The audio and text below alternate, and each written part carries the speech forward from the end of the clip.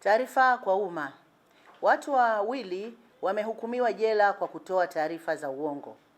Jeshi la Polisi mkoa wa Shinyanga Aprili 7, 2026 lilitoa taarifa kuhusu kukamatwa kwa watuhumiwa wawili ambao ni Kisaka Elinihaki mwenye umri wa miaka 22, mfanyabiashara, pamoja na Makoe James mwenye miaka 20, dereva, wote wakazi wa manispaa ya Kahama, kwa tuhuma za kutoa taarifa za uongo.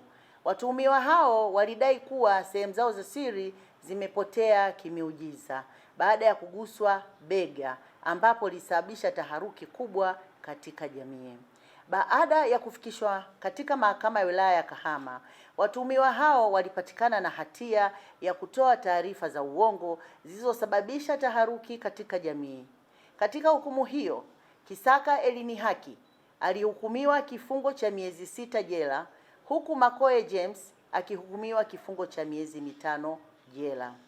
Jeshi la Polisi mkoa wa Shinyanga linawakumbusha wananchi kuwa kutoa taarifa za uongo ni kosa la jinai na linaweza kusababisha taharuki katika jamii. Aidha, linaendelea kusisitiza umuhimu wa kutoa taarifa sahihi na kushirikiana na vyombo vya ulinzi na usalama ili kudumisha amani na utulivu ndani ya Shinyanga na hapa nchini. Nipende kusema kwamba mpaka sasa hali ya mkoa wetu wa Shinyanga ni shwari ndani ya halmashauri zote kuanzia Kishapu, Shinyanga manispaa, Shinyanga vijijini, Kahama, Ushetu mpaka kule Msalala. Hakuna uvunjifu wowote wa amani ambao umetokea, kwa sababu Jeshi la Polisi tumejipanga vizuri kupitia kitengo chetu cha polisi jamii. Tunaye polisi jamii wa mkoa, lakini tunao polisi kata, na sasa hivi mnaotuona tunatoka kwenye vyombo vya habari, si kwenye vyombo vya habari tu, lakini pia tunakwenda kuanzia kwenye ngazi za vitongoji, vijiji, kata, mitaa, kwenda kuzungumza na wananchi hizi ili kuendelea kuwapa elimu kwamba jambo hili halipo na kwamba wasiendelee kuleta taharuki kwa kutoa taarifa za uongo.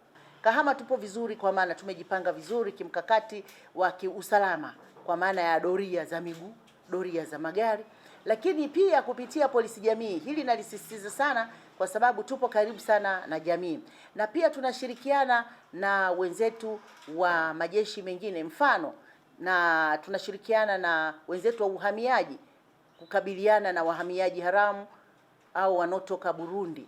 Kwa hiyo taasisi hizi, idara ya uhamiaji tunasaidiana nayo sana kuhakikisha tunafanya sote ile doria yote ya nguvu, lakini pia na jeshi la akiba hatulisahau, kwa sababu nao wako wengi kwa vile sisi tuko wachache. Hayo yote yanasaidia katika kudhibiti swala zima la usalama ndani ya Kahama. Ndio maana pia unaona hapa kushwari na udhibiti uko hali ya juu sana. East African Spirits Company Limited ni kampuni inayojihusisha na uzalishaji wa pombe kali na bia. Kampuni hii ilianza mnamo 2018 ambapo ilianza na line ya plastiki. Tulianza uzalishaji wa bidhaa yetu inayoitwa Diamond Rock. 2019 tukaanzisha line yetu ya line ya glasi ambao tunazalisha bidhaa yetu pendwa Hanson's Choice. 2023 ndipo tulipoanza ku blend na ku manufacture beers zikiwa ni Hanson's Light, Goldberg, Basembi ambayo imeunga mwaka 2024 na Hanson's Dry iliyoanza uzalishaji mwaka 2025. Bidhaa zetu ni bora, salama, zimethibitishwa na TBS, lakini pia zina key element au niseme ni zina sifa kuu ya kutokuwa na hangover, kutokuwa na harufu mbaya, na pia zina bei nafuu kwa kila Mtanzania.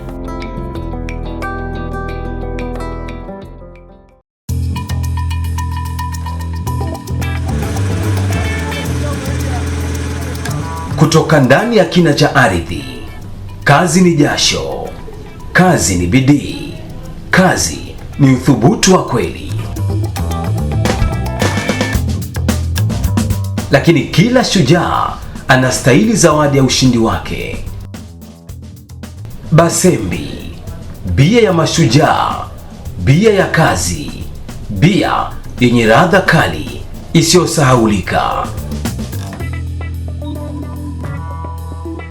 Haina hangover, ina nguvu. Ni chaguo la wanaume wanaofanya kweli. Basembi Extra Lager, kazi imeisha, sasa ni muda wa ladha safi.